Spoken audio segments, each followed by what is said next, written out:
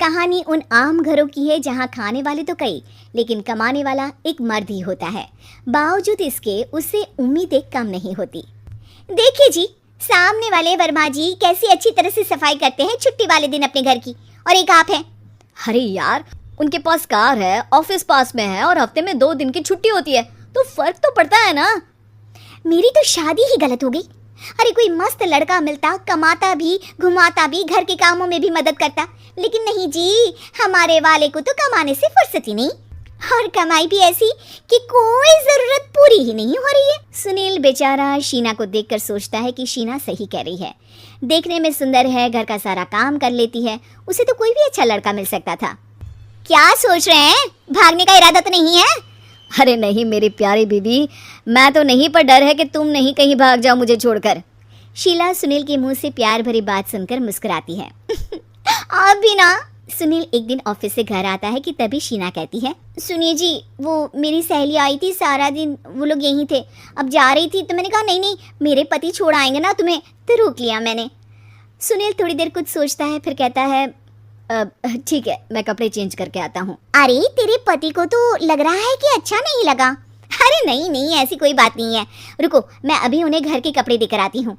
शीना अंदर जाती है जहाँ सुनील पलंग पर लेटा होता है। अरे क्या मजाक है, वो कह रही है कि आपने मुंह बना लिया। सही तो कह रही है, सुबह से अब ऑफिस से लौटा हूँ, एक कप चाय का तो पूछा नहीं, 20 किलोमीटर जाओ और आओ, और फिर कल उसी टाइम पर ऑफिस। अरे यार, मुझे गाड़ी चलानी आती ना तो बोलती भी नहीं आपको, और कौन सा रिक्शा खींच कर जाना है आपको। सुनील अब क्या बोलता। रात देर से आता है और सो जाता है। अगले दिन शरीर दर्द हो रहा है। अरे तो मत जाओ ना ऑफिस, चलते हैं ना मार्केट घूमने, फिर पिक्चर देखेंगे और रात में खाना खाकर घर वापस। सुनील जब सारे दिन की थकान वाला शेड्यूल सुनता है तो वो सीधे सीधे ऑफिस के लिए तैयार हो जाता है। अब आए दिन शीना की डिमांड बढ़ती ही चली जाती है और सुनील उसको पूरा भी करता, लेकिन एक दिन, ए जी मेरा भाई आ रहा है, उसे 2 लाख रुपए की ज़रूरत है। हाँ तो मैं क्या करूँ शीना, मेरे पास इतने रुपए नहीं है। हाँ हाँ पता है नहीं है, लेकिन किसी से लेकर तो दे सकते हो ना। अरे मैं किससे मांगू, मेरे तो जानने में भी कोई नहीं है जिसके पास इतनी बड़ी रकम हो। तभी वहाँ शीना का भाई शीनू आ जाता है। जीजा जी कैसे हैं आप? अब मैं ठीक हूँ शीनू, अचानक इतनी बड़ी रकम की ज़रूरत कैसे पड़ गई? अरे जीजा जी, वो बिजनेस शुरू किया ना, तो उसके लिए पैसे की ज़रूरत है, काफ़ी हो चुका है, थोड़ा पैसा बचता है तो मैंने सोचा आपसे ले लूँ। अब देखो, मेरे ऑफिस में कुछ लोग हैं जिनकी सेविंग अच्छी है, मैं उन लोगों से बात करके देखता हूँ। सुनील ऑफिस से किसी से पैसे लेकर शीना को दे देता है। शीना वो पैसा भाई को दे देती है 2 महीने बाद। अरे यार शीना, वो ऑफिस वाला आदमी अपने पैसे मांग रहा है, कैसे दूँ? अपने भाई से बोलो ना पैसे दे दे। अरे हाँ हाँ दे देगा, कहाँ भागा जा रहा है, आप उनको बोल दो कि दे देंगे। थोड़े दिन बाद, शीना वो आदमी मुझसे आज भी पैसे मांग रहा था यार, मैं तंग आ गया हूँ, ऑफिस जाते ही सामने उसका चेहरा दिखता है, क्या बोलूँ, बार बार पैसे मांगता है।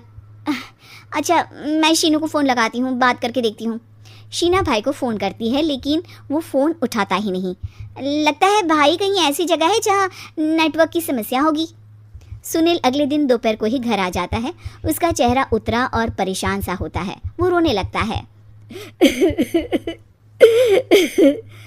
अरे क्या हुआ जी, आप इतना परेशान क्यों हैं? सब ठीक तो है ना? अरे नहीं शीना, कुछ ठीक नहीं है, मैं ठीक नहीं हूँ। तुम्हारे भाई के लिए मैंने जो पैसे लिए थे, उस आदमी ने आज भरे ऑफिस में सबके सामने मेरी बेइज्जती कर दी। सबके सामने आज मैं कर्जदार बनकर खड़ा था। मैंने हर वो प्रयास किया घर चलाने के लिए जो मैं कर सकता था, लेकिन अब नहीं होगा। वो फिर रोने लगता है। अरे आप तो औरतों की तरह रो रहे हैं, मर्द हैं आप। क्यों, आदमी के सीने में दिल नहीं होता, या फिर वो इंसान नहीं मशीन होता है? अरे मैं थक चुका हूँ शीना, तुम समझती क्यों नहीं? मैं भी शारीरिक और मानसिक रूप से थकता हूँ, मैं भी आराम करना चाहता हूँ, सुकून चाहता हूँ। मैं अब कुछ नहीं कर सकता। कुछ नहीं। वो बैठ जाता है। शीना पति को हैरान परेशान देखकर चुप हो जाती है। अगले दिन, सुनिए ये लीजिए 2 लाख रुपये, उस आदमी को दे दीजिए और बोल दीजिए कि आज के बाद किसी को पैसे के लिए बेइज्जत ना करे। सुनील पैसे देखकर राहत की सांस लेता है। अरे शीना, तुमने तो मेरा बहुत बड़ा काम कर दिया, अब मैं शान से ऑफिस जा सकता हूँ। लेकिन ये पैसे आए कहाँ से? ये पैसे मैंने अपने गहनों को गिरवी रख कर लिया है। तुम ठीक रहो, निश्चिंत रहो, मैं बस यही चाहती हूँ। मुझे माफ़ करना, पर अब मैं समझ चुकी हूँ कि मर्द को भी दर्द होता है।